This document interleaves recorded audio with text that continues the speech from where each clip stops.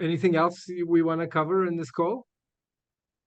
Well, we had talked about the advantageous aspect of string inverters and maybe kind Mhm. of a string versus central argument. Yeah, right. Yeah, yeah. Let's So dive into it. Yeah. okay, so historically, utility scale projects have used central inverters. And when I say a central inverter, I'm talking about a big skid mounted, requires a concrete pad to be installed on, oftentimes a huge equipment, a big flatbed Size of lowboy a truck, car.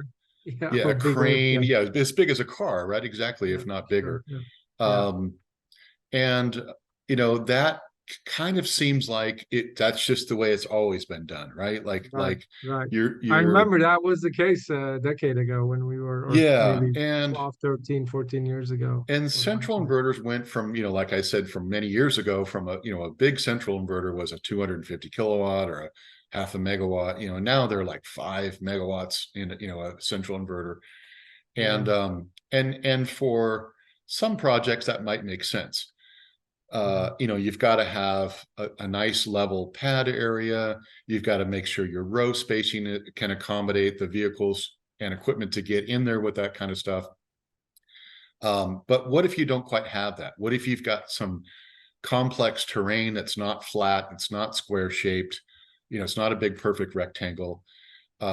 You can use string inverters, and string inverters can essentially be deployed everywhere that you have a DC combiner box, right, for your central application. So you can distribute them out in the array, and then run your AC runs back to a central location. But what might happen is you might have some AC losses in your conductors. And if you take the kind of central inverter topology of placing a central inverter near the pad mounted transformer and running all the DC to it, you can do that same thing and mimic it with string inverters. I don't know what manufacturer it was, but they coined the phrase virtual central, right? Where they're taking string inverters and Right. grouping them together to mimic the central inverter.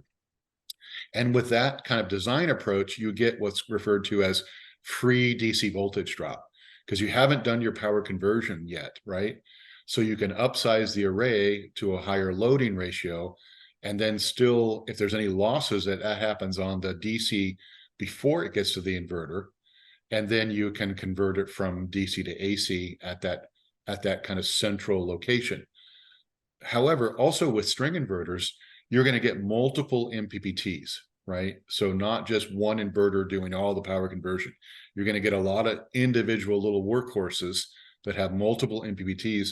So you're going to reduce your mismatch losses of the array. So you've got a win there. And you've got perhaps better system uptime. So if there's a problem with an underproducing inverter or a complete failure, it's going to be a fraction of the downtime, right? And they're easier to work on. There's no sophisticated spare parts in a string inverter. There's essentially what DC fuses maybe, and some fans or something like that. I mean, those are really the only consumables, maybe a surge arrestor. Whereas in a central inverter, you've kind of got more sophisticated equipment inside. It also requires, a guy in a spacesuit to come in and work on it. Maybe a really experienced, specialized engineer, rather than, some easy low cost labor to go in and swap out an inverter. Yeah. And as I mentioned, it can be done in minutes rather than hours, in some cases. Just the ease of handling and string inverter.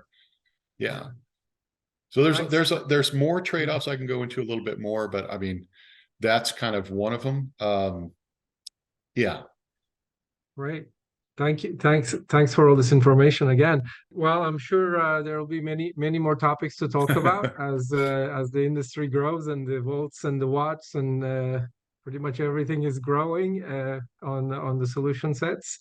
And once again, John, thank you very much for sharing all this information, My and pleasure. Thank you, Karen. hope to see you in a future conversation. Thank you. Sounds good.